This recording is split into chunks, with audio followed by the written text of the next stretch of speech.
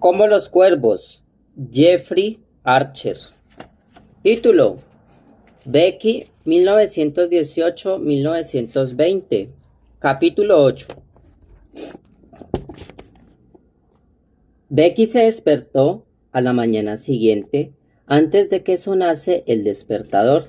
Se levantó, vistió y salió antes de que Daphne hubiera movido un dedo. Ardía en deseos de saber cómo le iba a Charlie su primer día. Al acercarse al 147, advirtió que la tienda ya estaba abierta y un solitario cliente recibía las atenciones de Charlie. «Buenos días, socia», gritó Charlie desde detrás del mostrador cuando Becky entró en la tienda. «Buenos días. Veo que estás decidido a pasar tu primer día sentado y mirando cómo funciona todo». Averiguó que Charlie había empezado a servir a los clientes antes de que Gladys y Patty llegaran, mientras el pobre Bob Makins parecía ya agotado, como si hubiera trabajado un día entero. «Aún no he tenido tiempo de charlar con las clases ociosas por el momento», dijo Charlie, con un acento de barrio bajo más marcado que nunca. «Tengo alguna esperanza de coincidir contigo a la última hora de la tarde». «Por supuesto», contestó Becky. Consultó su reloj, agitó una mano en señal de despedida y se marchó a su primera clase de la mañana. Le resultó difícil concentrarse en la historia del Renacimiento y ni siquiera las imágenes de obras de Rafael proyectadas desde una linterna mágica sobre una sábana blanca lograron despertar su interés. Su mente basculaba entre el nerviosismo de tener que pasar un fin de semana con los padres de Guy, a los problemas de Charlie para obtener beneficiosos y liquidar la deuda de Daphne. Becky admitió para sí que tenía más confianza en esto último. Sintió un enorme alivio al ver que la manecilla negra del viejo reloj indicaba las 4:30 y se encontró corriendo de nuevo para coger el tranvía en la esquina de la Plaza Portland. Y volvió a correr en cuanto el traqueteante vehículo hubo llegado a la esquina del Chelsea Terrace. Se había formado una pequeña cola en la tienda, y Becky escuchó las familiares frases publicitarias de Charlie antes de llegar a la puerta. «Media libra de vuestro rey Eduardo, un jugoso pomelo de su ramerica. Y si añado una preciosa camuesa, todo por un chelín, cariño». Damas de alta alcurnia, señoras instituridenses, todas aquellas que habrían arrugado la nariz si alguien les hubiera llamado cariño, se derretían cuando Charlie pronunciaba esa palabra. Becky solo advirtió los cambios que Charlie había introducido ya en la tienda cuando la última cliente se hubo marchado. «Toda la noche en pie», dijo Charlie. «Tiré la mitad de las cajas vacías y artículos invendibles. Te enmendé la plana y puse delante las verduras de colores vivos, los tomates, los guisantes, tiernos y bonitos, y pasé atrás todas esas variedades tan feas que tú colocabas en primer plano. Las patatas, las rutabagas y nabos tempranos. Es una regla de oro». El abuelo Charlie empezó ella con una sonrisa, pero se calló justo a tiempo. Becky se puso a examinar los mostradores reordenados y tuvo que darle la razón a Charlie. En cualquier caso, no podía discutir con las sonrisas que iluminaban los rostros de los clientes. Al cabo de un mes, una cola que salía hasta la calle pasó a formar parte de la vida diaria de Charlie. Al cabo de 2, ya le estaba hablando a Becky de ampliaciones. «¿Por dónde ampliaremos?», preguntó Becky. «¿Por tu dormitorio?». «Ahí arriba no hay sitio para verduras», replicó él con una sonrisa, «teniendo en cuenta que nuestras colas son más largas que las formadas para el ver Pigmalión. Además, nosotros no bajaremos nunca el telón». Cuando Becky repasó una y otra vez las cifras del primer trimestre, apenas pudo creer cuánto habían ganado. Decidió que tal vez había llegado el momento de hacer una pequeña celebración. «¿Por qué no vamos todos a cenar a ese restaurante italiano?», sugirió Daphne tras recibir un cheque por los 3 meses siguientes mucho más generoso de lo que había imaginado. Becky consideró la idea maravillosa, pero la resistencia de Guy a secundar sus planes la sorprendió, así como los prolijos preparativos de Daphne para la gran ocasión. No tenemos la intención de gastarnos todos los beneficios en una sola noche, le aseguró Becky.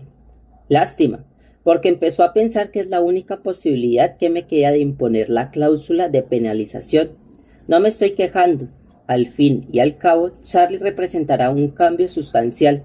Después de los habituales hijos de vicario, sin mentón, y mozos de cuadras sin piernas que he de soportar casi todos los fines de semana. Ten cuidado, no sea que termine devorándote como postre. Becky avisó a Charlie de que había reservado la mesa para las 8 en punto y le obligó a prometer se pondría su mejor traje. Mi único traje, le recordó Charlie. Guy recordó a las dos muchachas del 97 a las 8 en punto, pero guardó un silencio desacostumbrado mientras las acompañaba al restaurante, a donde llegaron pocos minutos después de la hora señalada. Encontraron a Charlie sentado solo en la esquina como si fuera la primera vez que estaba en un restaurante. Becky le presentó primero a Daphne y después a Guy. Los dos hombres se quedaron quietos mirándose como pugiles. Claro, estabais en el mismo regimiento, dijo Daphne, pero no imaginaba que os conocías, añadió mirando a Charlie, pero ninguno de ellos comentó su observación. Si la velada empezó mal, lo que siguió fue todavía peor. Daba la impresión de que ninguno de los cuatro conseguía abordar un tema común a todos. Charlie, en su lugar de mostrarle jovial y agudo, como en la tienda, se asumió en un estado hosco y poco comunicativo. Becky le habría dado una patada en el tobillo de haber estado a su alcance y no solo porque continuaba acompañándose la comida con el cuchillo. El silencio adusto de Guy tampoco ayudó. Puse las carcajadas de Daphne, bulliciosa como siempre, ante cualquier comentario. Becky se sintió muy aliviada cuando llegó la cuenta, dando fin a la velada. Tuvo que dejar una propina discretamente, pues Charlie se olvidó de hacerlo. Salió del restaurante al lado de Guy y los dos perdieron de vista a Daphne y Charlie, mientras caminaban a toda prisa hacia el 97. Becky imaginó que sus compañeros les precedían algunos pasos, pero dejó de pensar en su paradero cuando Guy la tomó en sus brazos y la besó. Buenas noches, querida. No olvides que este fin de semana nos vamos a Ashford. ¿Cómo iba a olvidarlo? Becky vio que Guy miraba furtivamente en la dirección que Daphne y Charlie habían tomado, como si pensara en algo, pero luego detuvo sin decir palabra un cabriole y ordenó al conductor que le llevara a los barracones de los fusileros. En Hounslow, Becky abrió la puerta de la calle y se sentó en el sofá, dudando si volver al 147 y decirle a Charlie lo que pensaba exactamente de él. Daphne entró pocos minutos después en la sala. Te pido 1000 disculpas por lo de esta noche, dijo Becky, antes de que su amiga abriera la boca. Charlie suele ser un poco más comunicativo. No sé qué le ha pasado. Sospecho que le puso violento cenar con un oficial de su antiguo regimiento. Estoy segura, pero acabarán siendo amigos. Daphne miró a Becky con aire pensativo. El sábado siguiente por la mañana, Guy se dirigió al 97 del Chelsea Terrace para recoger a Becky y conducir a Ashford. Al verla ataviada con un elegante vestido rojo de Daphne, comentó lo atractivo de su aspecto y se mostró tan locuaz y alegre durante el trayecto a Berkshire que Becky empezó a tranquilizarse por primera vez en aquel día. Llegaron a Ashford poco antes de las 3 y Guy le guiñó el ojo cuando intentó el coche por el sendero de 1,5 kilómetros de largo que conducía a la mansión. Becky no pensaba que la casa sería tan grande. Un mayordomo, un lacayo y 3 criados le esperaban en el peldaño superior para recibirles. Guy detuvo el coche en el sendero de grava y el mayordomo se adelantó para sacar los 2 maletitas de Becky y el portaequipajes y pasárselas al lacayo, que las entró en la casa. El mayordomo guió a Becky con paso sosegado hasta una habitación de la primera planta, después de atravesar el vestíbulo y subir por una escalera de madera. La alcoba Willington, señora, entonó mientras le abría la puerta. Se supone que pasó aquí una noche, explicó Guy, subiendo la escalera detrás de ella. Por cierto, no vas a sentirte sola, porque ocupo la habitación contigua y estoy mucho más vivo que el finado general. Becky entró en una amplia y confortable estancia, donde una joven que llevaba un largo vestido negro de cuello y puntos blancos ya estaba deshaciendo sus maletas. La chica se volvió, hizo una reverencia y se presentó. Soy Niley, su doncella personal. Le ruego que me informe de todo lo que necesite, señora. Becky le dio las gracias. Caminó hasta el mirador y contempló las onduladas hectáreas que se extendían hasta perderse de vista. Becky se volvió al oír un golpe en la puerta y vio que Guy entraba en la habitación antes de que ella le diera permiso. ¿Te gusta la habitación, querida? Es perfecta, contestó Becky mientras la doncella hacía una nueva reverencia. Becky creyó distinguir una fugaz mirada de temor en los ojos de la joven cuando Guy atravesó la habitación. ¿Preparada para conocer a papá? Más preparada de lo que nunca estaré, admitió ella. Bajó Guy por la escalera hasta la sala de estar que se utilizaba por las mañanas. Un hombre de unos 50 y pocos años se hallaba de pie frente a un fuego espléndido aguardándoles. Bienvenido a Arthur Hall, dijo el mayor Trenham. Gracias, sonrió Becky. El mayor era un poco más bajo que su hijo, pero poseía la misma complexión esbelta y cabello rubio y algo salpicado de gris en las sienes. El parecido terminaba allí, mientras la tez de Guy era suave y pálida. La piel del mayor Trenham exhibía el tono rubicundo de un hombre que había pasado la mayor parte de su vida al aire libre. Cuando Becky le estrechó la mano, notó la espera de alguien que ha trabajado la tierra. Esos bonitos zapatos de Londres no le servirán para lo que tengo en mente, afirmó el mayor. Le dejaremos un par de botas de montar de mi esposa o las botas altas de Nigel. ¿Nigel? Preguntó Becky. El Benjamin de los Trenham. Guy, ¿no les ha hablado de él? Cursa el último año en Harrow y confía pasar a Sandhurst para eclipsar a su hermano, según me ha dicho. ¿No sabías que tenía un...? No, vale la pena gastar saliva en ese mocoso, la interrumpió. Guy con una media sonrisa, mientras su padre les guiaba hasta el vestíbulo, donde abrió un aparador situado bajo la escalera. Becky contempló una fila de botas de montar de piel, aún más lustradas que sus zapatos. Elija, dijo el mayor Trenham. Al cabo de 2 tentativas, Becky encontró un par de su talla. Después siguió a Guy, a su padre hasta el jardín. El mayor Trenham dedicó la mayor parte de la tarde a enseñar su propiedad de 350 hectáreas a su joven invitada. Y, a la hora de volver, Becky estaba más preparada para el ponche caliente que les esperaba en una enorme ponchera que le había dispuesto en la sala de estar. El mayordomo anunció que la señora Trenham había telefoneado para decir que la había retenido en la vicaría y que no podía reunirse con ellos para tomar el té. La señora Trenham aún no había aparecido cuando Becky, al anochecer, volvió a su habitación para bañarse y cambiarse para la cena. Daphne había prestado a Becky un par de vestidos para la ocasión, así como un broche de diamantes.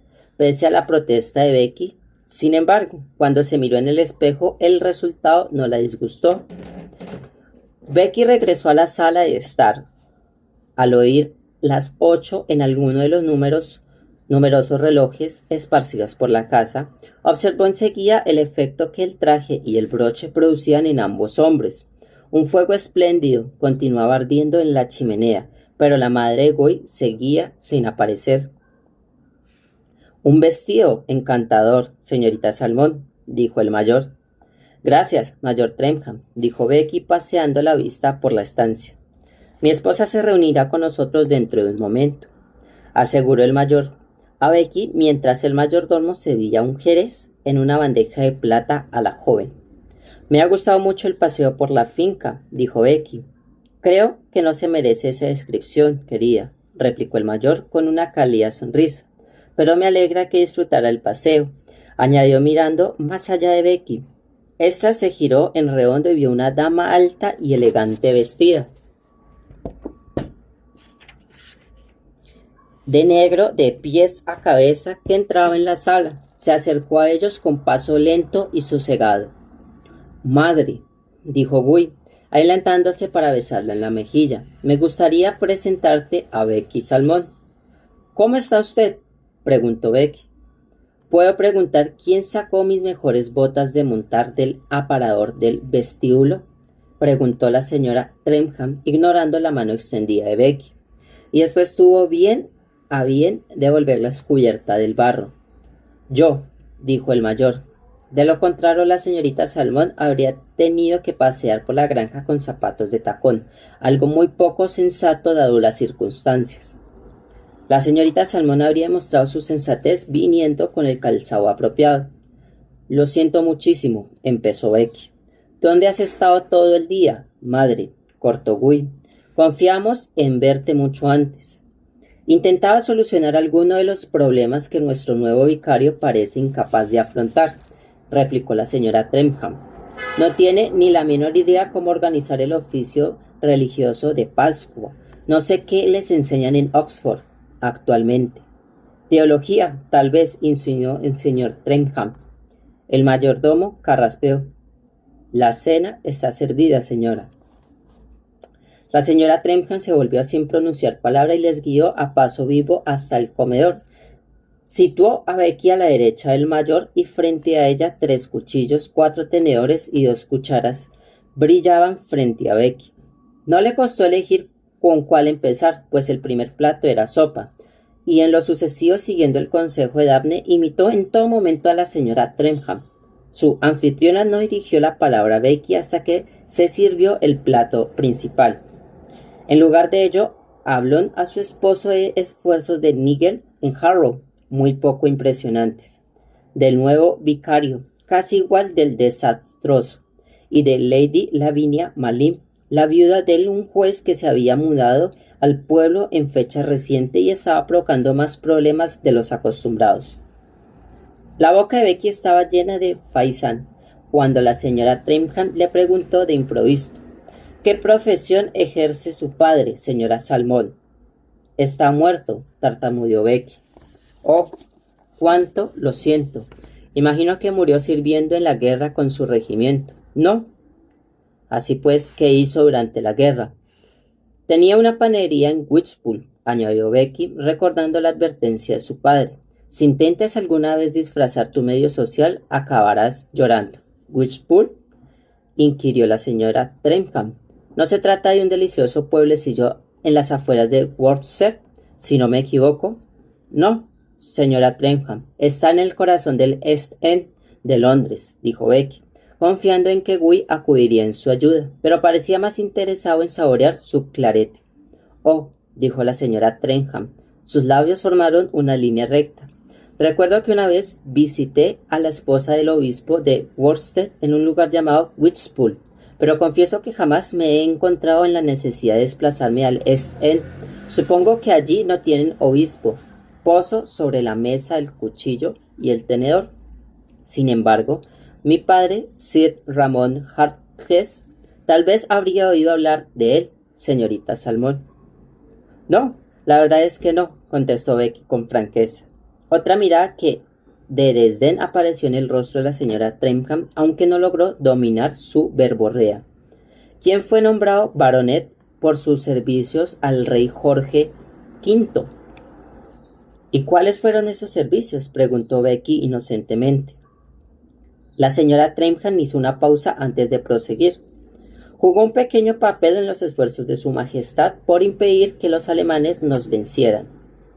Era una traficante de armas, dijo el mayor Trenham para sí. Sí, la señora Trenham oyó el comentario, prefirió ignorarlo. ¿Ha sido presentada en sociedad este año, señorita Salmón?, preguntó. No, Me he matriculado en la universidad. No apruebo tales comportamientos. La educación de una dama no debe exceder de las 3 R: lectura, escritura, aritmética, junto con un adecuado conocimiento de cómo manejar a los criados y sobrevivir un partido de cricket. Pero si no se tiene criados, empezó a decir Becky, y habría continuado de no agitar a la señora Trenham en una campanilla de plata que tenía a su lado. El mayordomo apareció al instante. «Tomaremos café en la sala de estar», ordenó la señora Trenham. El rostro del mayordomo traslució una levísima sorpresa.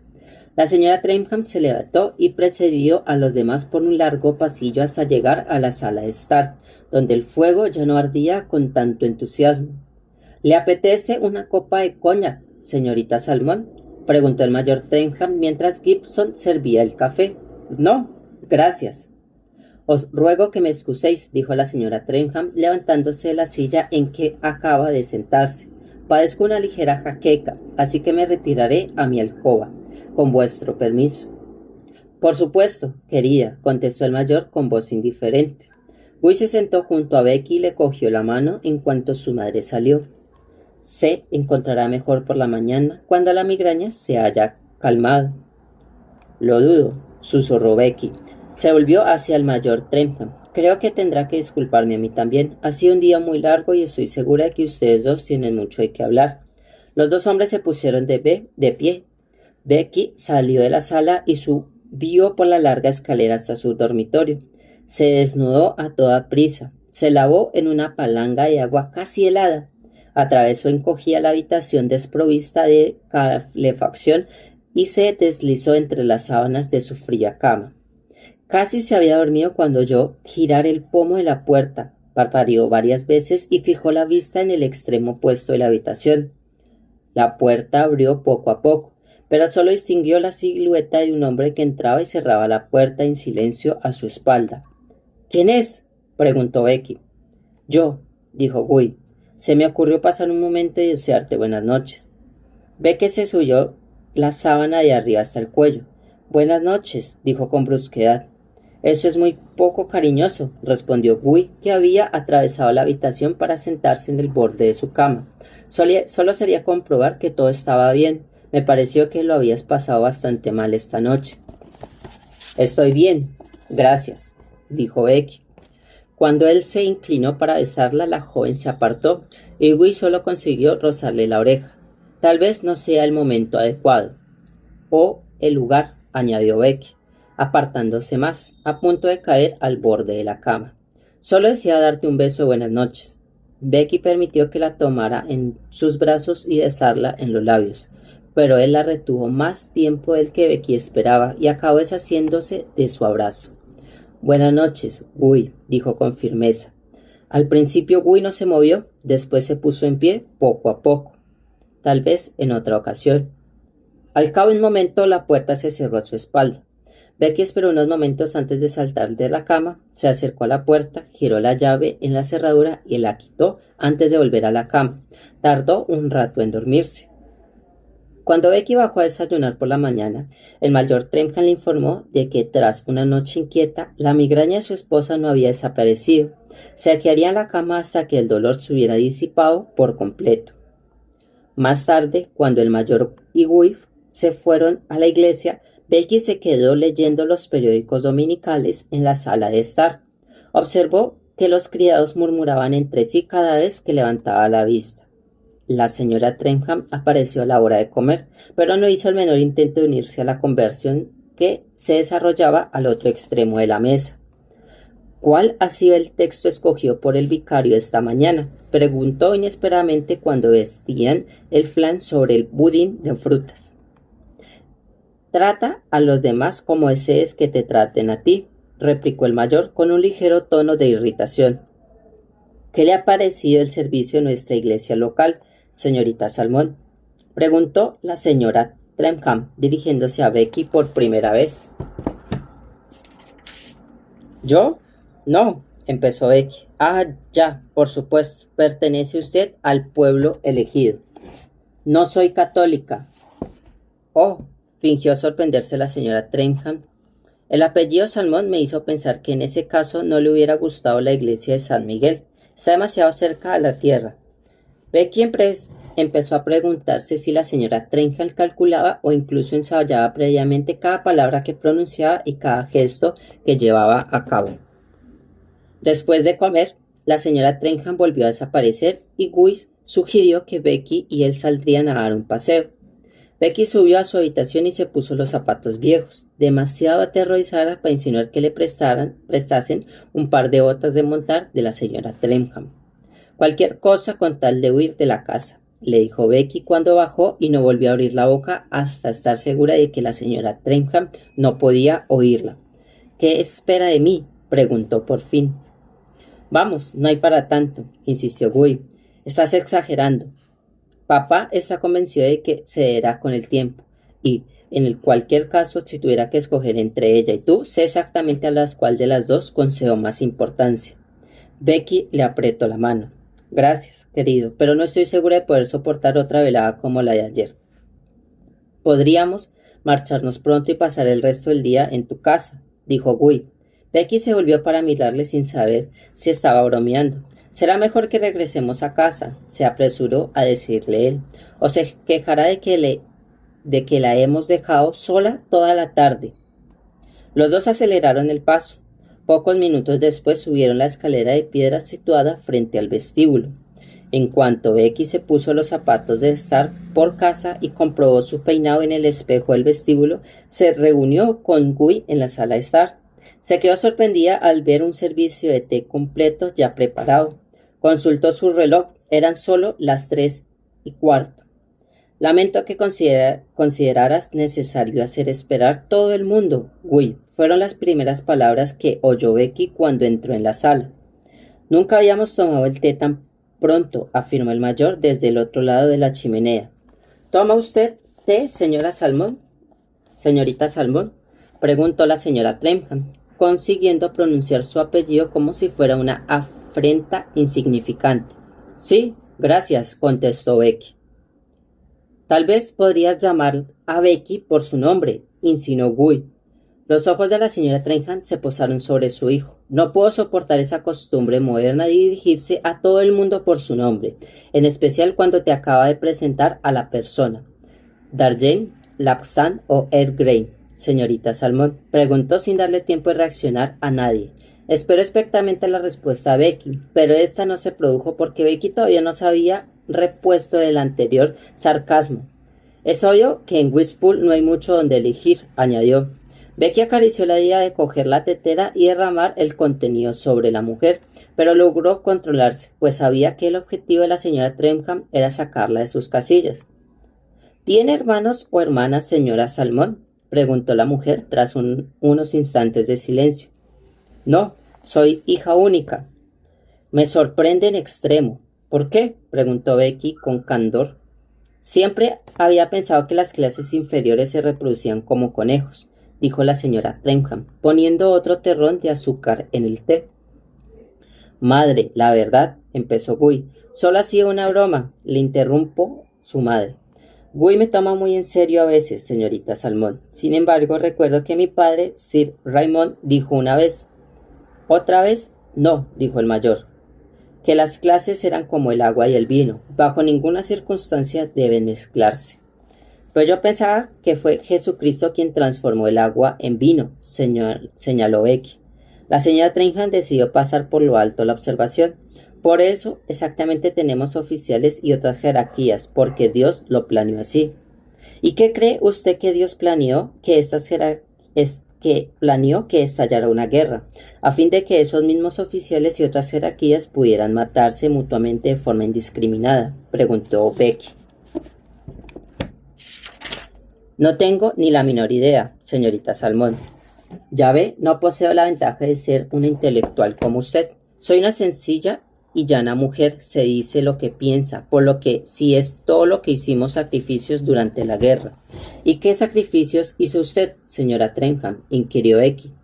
Un número considerable, joven, replicó la señora Trencham, irguiéndose. Para empezar, tuve que pasar sin un montón de cosas fundamentales para la existencia, como un brazo o una pierna, dijo Becky, arrepintiéndose al instante de sus palabras, pues comprendió que había caído en la trampa de la señora Trenham. La madre de Guy se levantó de su silla, caminó lentamente hacia la chimenea y tiró con virulencia de la campana que servía para llamar a los criados. No voy a tolerar que me insulten en mi propia casa, dijo en cuanto Gibson apareció. Se volvió hacia él. Ocúpese de aquel Alfred. Saque las pertenencias de la señorita Salmón de su habitación. Regresará a Londres antes de lo que había planeado. Becky se quedó en silencio, junto al fuego sin saber qué hacer. La señora Trenham la miró desafiante hasta que Becky se acercó al mayor y le estrechó la mano. Me despidiré, pues, mayor Trenham. Tengo el presentimiento de que no volveremos a vernos. Lo siento por mí, señorita Salmón, dijo antes de besarle la mano. Becky salió a la sala de estar sin mirar a la señora Trenham. Guy la siguió hasta el vestíbulo. En el viaje de vuelta a Londres, Guy intentó disculpar por todos los medios inimaginables el comportamiento de su madre, pero Becky sabía que ni siquiera él creía en sus propias palabras. Cuando el coche se detuvo frente al número 97, Guy salió y le abrió la puerta a Becky, acompañándola luego hasta su puerta. ¿Puedo subir?, preguntó. Tengo que decirte algo. Esta noche no. Necesito pensar y estar sola. Es que quería explicarte lo mucho que te quiero, suspiró Guy, y tal vez hablar de nuestros planes para el futuro. ¿Planes que incluyen a tu madre? ¿Al infierno con mi madre? ¿Es que no comprendes lo que siento por ti? Becky vaciló. Anunciemos nuestros compromisos en el Times lo antes posible, haciendo caso omiso de lo que ella piense. ¿Qué me contestas? Ella le echó los brazos al cuello. Oh, Guy, te quiero mucho, pero se me da mejor que no subas esta noche. Daphne puede volver en cualquier momento. La decepción se reflejó en el rostro de Guy, pero la besó otra vez antes de desearle buenas noches. Ella abrió la puerta de la calle y subió corriendo la escalera. Becky entró en el piso y descubrió que Daphne aún no había regresado del campo. Tardó 2 horas más en volver. ¿Cómo fue todo? Fue lo primero que dijo Daphne al entrar en una salita de estar. Un desastre. ¿Entonces todo ha terminado? No, no exactamente. De hecho, tengo la sensación de que Guy se me declaró. ¿Y tú aceptaste? Yo diría que sí. ¿Mencionó la India por casualidad? A la mañana siguiente, cuando Becky sacó sus cosas del maletín, se quedó horrorizada al descubrir que su falda, el broche que Daphne le había prestado para el fin de semana, imaginó lo habría dejado en Arthur Hall. Como no tenía el menor deseo de volver a ver a la señora Trenham, envió una nota a Guy al comedor de oficiales para comunicarle su problema. El teléfono aquella noche para decirle que lo buscaría el fin de semana, cuando regresara a Ashford. Becky se pasó los 5 días siguientes preguntándose si Guy sería capaz de encontrar el objeto desaparecido. Por fortuna, Daphne no dio muestras de reparar en su ausencia.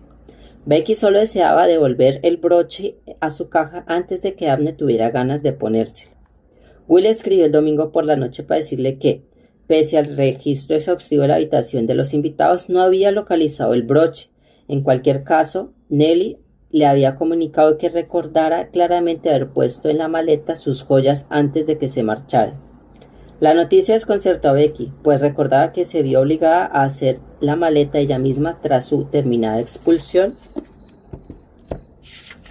de Ashford Hall. Se quedó levantada hasta muy tarde, nerviosa, esperando que Daphne volviera del fin de semana en el campo para explicarle lo ocurrido. Empezó a temer que le costara meses o incluso años devolverlo, el valor de lo que debía ser una joya familiar heredada. Su amiga entró en Chelsea Terrace pocos minutos después de medianoche. Becky ya había bebido varias tazas de café y casi encendido uno de los cigarrillos que fumaba Daphne. ¿Qué haces levantada tan tarde, querida?, fue el saludo de Daphne. ¿Falta poco para los exámenes? No, dijo Becky, y soltó de golpe toda la historia sobre la joya extraviada. Terminó preguntándole a su amiga cuánto tiempo tardaría en devolverle el importante de su valor. 1 semana más o menos, contestó Daphne. ¿1 semana? Se extrañó Becky. Sí, era quincalla. Hizo furor en su momento. Si no me acuerdo mal, costó la impotente suma de 3 chelines. Una tranquilizada a Becky le contó a Guy durante la cena del martes porque ya no era importante encontrar la joya extraviada. Guy trajo el broche al Chelsea Terrace el lunes siguiente y explicó que Nelly lo había encontrado bajo la cama de la habitación Wellington. Muchas gracias a todos y seguiremos leyendo esta novela bastante emotiva. Gracias.